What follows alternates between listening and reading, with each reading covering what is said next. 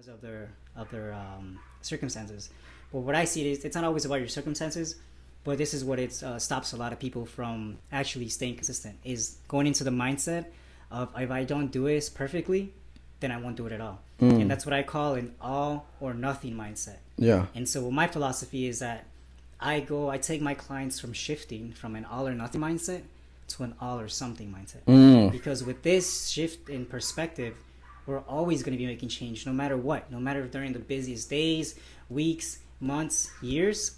Dude, you're always going to be making progress because now we unshackle ourselves from the limitations or expectations that our minds put, and we release that because now we don't have to be perfect. We don't have to log every meal. We don't have to count calories. We don't have to show up every day because that's not what, being a human is.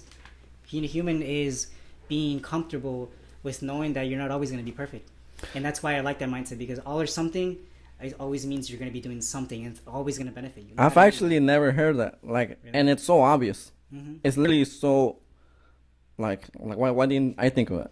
It's like it's a very simple thing that you can do, but it makes the biggest difference. And I feel like the reason why I've had success is because I was able to have a change in mindset for my clients, because it's not just the physical, it's not just the nutritional, it's the whole deep health, the whole thing that encompasses a human being.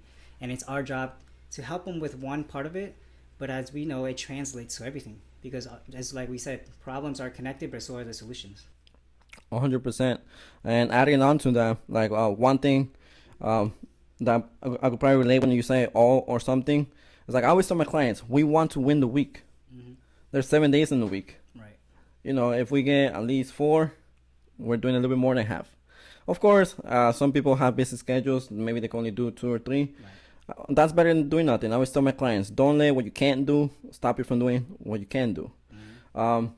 But is there any other like mistakes people like should avoid when it comes to working out? Like, what are the things you see constantly? Like, if this person didn't do that, or if this person did this, they would have been successful with this.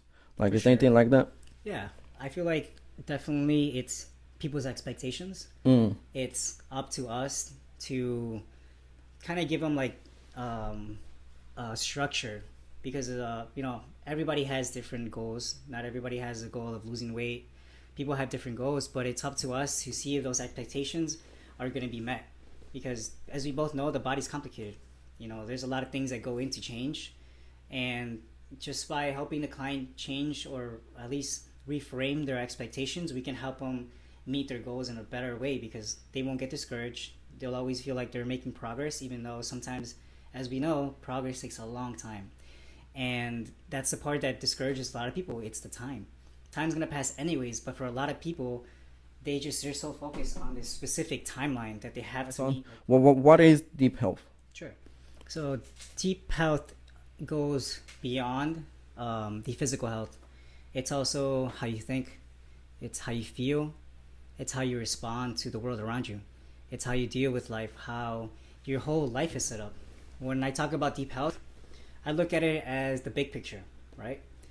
Our clients, their life is influenced by so many things, and not just our clients, but people all over. Every human being, we're influenced by so many different aspects of our lives that just by focusing on one, it can make a difference, but we have to look at the bigger picture. We have to ask questions. We have to get curious. We have to be open-minded to new ways of coaching, new ways of thinking, because like we said, human beings are complex. Human beings, everybody has a different life. You never know what anybody's going through. You never know their situation, socioeconomic status, their environment, their friends, what they're allergic to. So many factors just buy into one person.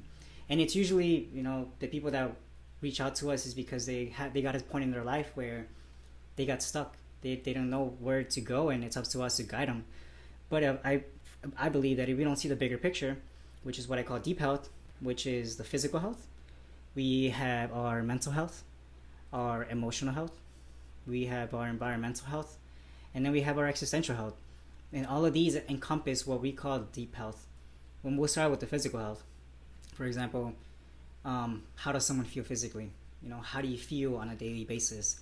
What are your, the things that make you feel, a sense of joy, or what are the things that are making you feel like poop, Yeah. And so we, as trainers, a lot of trainers actually only focus on physical health. or just the nutritional, you know. And it's those just it's a good aspect. It's about like I would say 16% of the pie, but like I said before, the problems are connected, but also the solutions. So when you Mm-hmm. focus on the physical health, then maybe that person starts asking questions about their mental health or their emotional health because they're realizing that just by focusing on the physical health, your brain literally changes. We have research, we have the knowledge now that we're literally rewiring our brains as we exercise.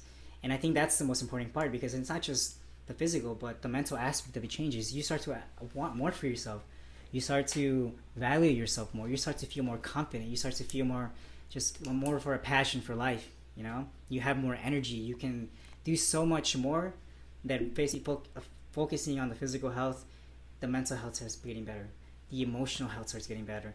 You start to make a community with friends at the gym, so your relational health starts getting better. Your environment, you're surrounding yourself with people who want more. And I believe all of these things combined results in a whole aspect of yourself because you can look good and hate yourself. You can look good and just be in a miserable point in your life. And so that's why I'm like everything's connected, you know. That's